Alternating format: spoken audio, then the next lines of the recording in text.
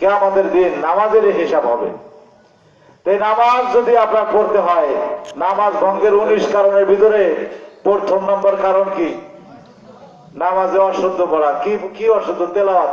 কি বলেন? এই তেলাওয়াত যদি আপনি শুদ্ধ করার জন্য ছাত্র হয়ে যান, রাসূল আকরাম সাল্লাল্লাহু আলাইহি ওয়াসাল্লাম বলেন, খায়রুকুম মান তাআল্লামাল কুরআনা ওয়া আল্লামা।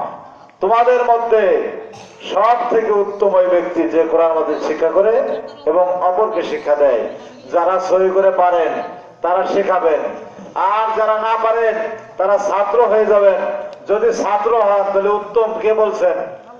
রাসূল আকরাম সাল্লাল্লাহু আলাইহি ওয়াসাল্লাম বলছেন উত্তম এই দুনিয়ার ভিতরে উত্তম। উত্তম হইতে রাজি আছেন তো সকলে?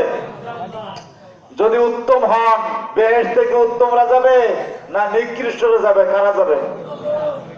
কি বলেন? তাহলে জান্নাতে যাওয়ার সহজ একটা কথা বলছিলাম না? কি সহজ লাইন পাইছেন? হেলিকপ্টারে ঢাকা যাওয়া যায় সহজে না?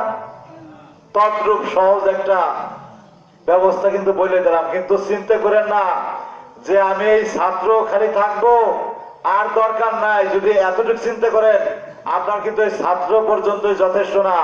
রব্বুল আলামিন বলেছেন, ইয়া আইয়ুহাল্লাযীনা আমানু ওয়াত্তাকুল্লাহ হাক্কা তুকাতিহি ওয়া লা তামুতুন্না ইল্লা ওয়া আনতুম মুসলিমুন। আপনারা কিন্তু জানেন primary, high school, college, university এটা জানেন না? কি কর? যদি দুনিয়ায় যদি ভালো কিছু করতে হয় ইউনিভার্সিটি করা লাগে না? রব্বুল আলামিন বলেন, হুদাল লিল মুত্তাকিন, মুত্তাকিনদের জন্য হেদায়েত। এই রোজার মাধ্যমে তাকওয়া মুত্তাকি হওয়া যায়, এই কথা তো বলছেন হুজুর, আলোচনা করছেন এর আগে নাকি? কি বলেন? এই রোজা এই তাকওয়া অর্জনের একটা মাধ্যম। এই নামাজ আমাদের পূর্ণাঙ্গ জীবন পরিবর্তনের একটা মাধ্যম।